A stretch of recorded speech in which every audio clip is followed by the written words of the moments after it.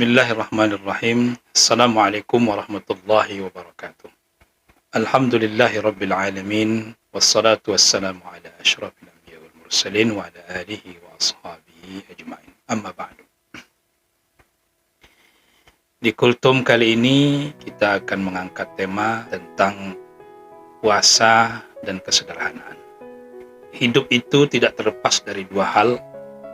Yang pertama, kondisi hidup dan gaya hidup.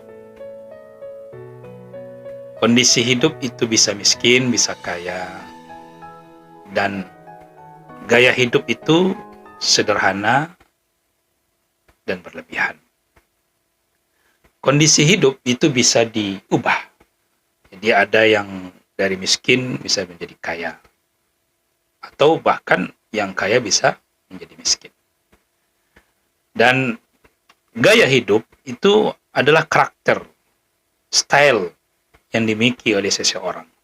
Maka gaya hidup ini, baik yang miskin maupun yang kaya, berpotensi bisa sederhana, bisa berlebihan. Allah Subhanahu wa Ta'ala menjelaskan dalam Al-Quran, Ya bani Adama, khudhu zinatakum inda kulli masjidin. Wahai anak keturunan Adam, pakailah pakaian kalian yang baik, yang teristimewa, berhiaslah kalian setiap kalian ke masjid, setiap kalian melakukan ibadah. Wa kulu washrabu, makan dan minumlah, tapi kata Allah, wala tusrifu, jangan berlebihan. Innallaha la yuhibbul musrifin. Karena sesungguhnya Allah tidak menyukai orang-orang yang berlebihan. Nah, tidak berlebihan ini disebut dengan sederhana. Firman Allah ini, Allah katakan di dalam surah Al-A'raf ayat yang ke-30. Allah Subhanahu wa Ta'ala tidak melarang kita untuk menikmati dunia ini. Allah Subhanahu wa Ta'ala tidak melarang kita untuk makan yang enak, makan yang lezat, minum-minum yang enak. Silakan. Namun itu semua Allah batasi, jangan berlebihan. Jangan gaya hidupnya berlebihan. Jangan di luar kebutuhan. Karena ketika sesuatu hal yang kita lakukan di luar kebutuhan, maka di saat kita tidak sanggup untuk melakukan, maka disitulah akan terjadi permasalahan sehingga menghalalkan yang haram atau mengharamkan yang halal. Nah, orang-orang yang sederhana, kalau bahasa syariatnya atau bahasa Islamnya adalah zuhud, itu orang yang bukan berarti orang tersebut adalah tidak kaya atau tidak mampu.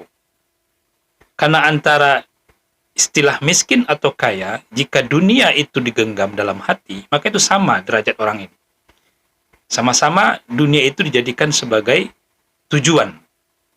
Namun jika dunia itu tetap kita miliki di tangan, nah inilah bedanya dengan orang-orang yang menjadikan dunia itu hanya sebagai sarana, bukan tujuan.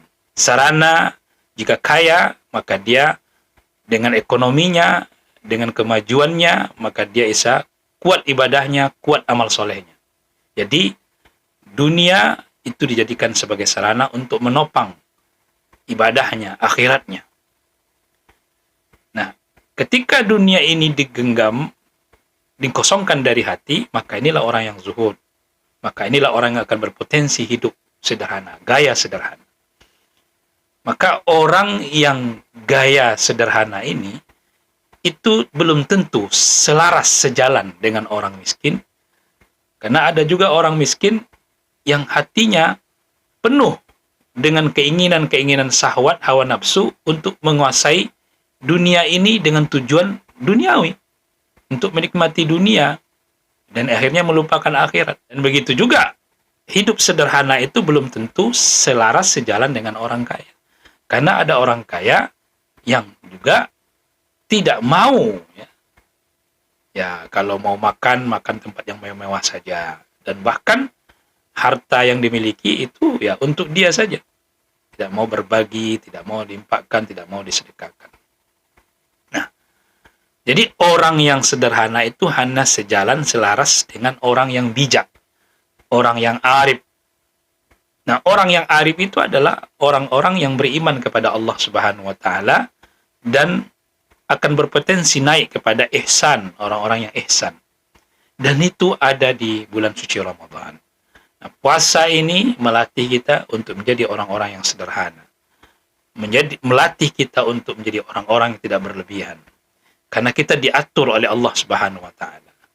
Kalau makan itu dibatasi dari jam sekian sampai jam sekian, dari terbit fajar sampai terbenam matahari. Dan pun nanti ketika makan kita pun tidak berlebihan di saat kita berbuka. Karena kebaikan-kebaikan itu dengan adanya kita saat berbuka, maka berbuka dengan cara sunnah Rasulullah Sallallahu Alaihi Wasallam, kebiasaan Rasulullah dengan kurma dan air putih.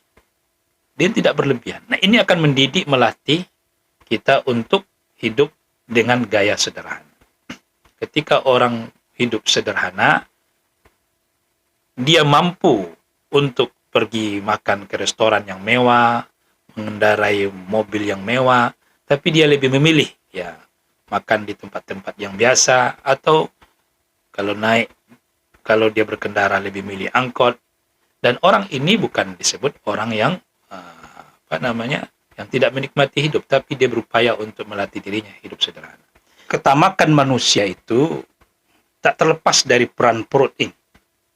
Perut kita itu ukurannya hanya sejengkal atau lebih kurang sejengkal, tapi bisa memuat apa saja. Dari tadi tidak punya harta, kemudian punya harta, dan hartanya ingin berlebihan lagi.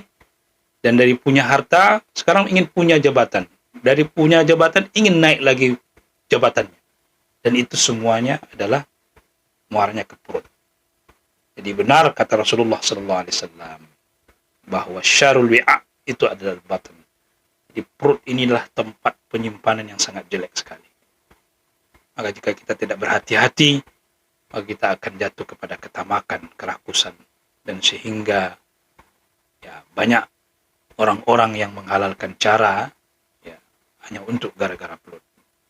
Maka Rasulullah mengingatkan, takutlah kalian, berhati-hatilah kalian, yaitu perut dan di antara kedua paha. Jadi syahwat perut dan syahwat kemaluan. InsyaAllah Ramadan itu bisa mengolah itu semua. Dan mudah-mudahan kita menjadi pribadi yang muttaqi, pribadi yang bertakwa, yang takut kepada Allah Subhanahu wa taala. Karena hidup di sederhana itu harus dilatih, harus diupayakan. Dan itu pelatihan-pelatihan itu bisa kita temukan, bisa kita lakukan adalah di bulan suci Ramadan. Mudah-mudahan Allah Subhanahu wa taala membimbing kita dan menjadi pribadi-pribadi yang zuhud, yang cinta dunia tapi tidak berlebihan, dan pun memiliki sesuatu itu sesuai kebutuhan. Karena antara kebutuhan dengan keinginan itu, maka jangan sampai kita berdasarkan kepada keinginan bukan kepada kebutuhan. Dan kalau berdasarkan kepada kebutuhan, maka kita akan menikmati apa adanya, bukan ada apanya. Mudah-mudahan Allah berikan kita kekuatan.